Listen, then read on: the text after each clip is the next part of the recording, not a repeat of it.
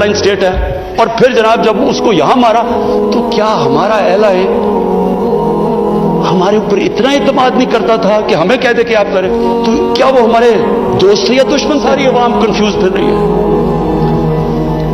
और जिस तरह की स्पीकर साहब, जिस तरह की चीजें उन दिनों में हुई, हमारी जनाब सारी सेल्फ स्टीम खत्म हो गई।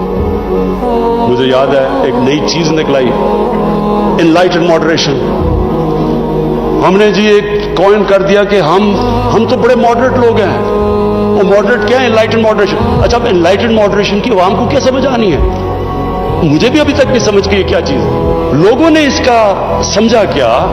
क्योंकि हमारी लीडरशिप इतनी मुतासिर थी, लोगों ने क्या कहा जी, सारों ने सूट पहन लिया और अंग्रेजी बोलनी शुरू कर दी।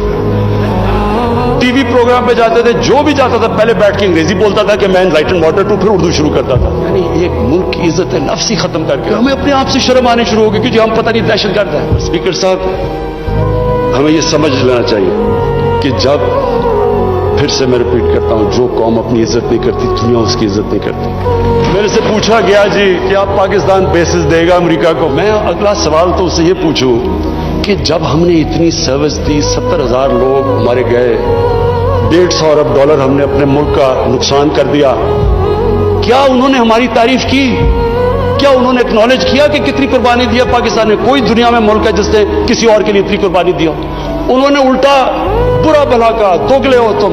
उन्होंने कहा जी अफगानिस्तान में दोगली गेम खेलो, अफगानिस्तान की जंग नहीं जीत रहे, वो भी हमारे पर डाल। यानी बजाय कि अप्रिशिएट करना, उल्टा पाकिस्तान को बुरा भला कहा। तो स्पीकर साहब, इससे हमने एक सबक सीखा, कभी इस कौम ने किसी के लिए, किसी खौफ से, हमने अपनी सॉवरेंटी के ऊपर कॉम्प्रोमाइज नहीं करना।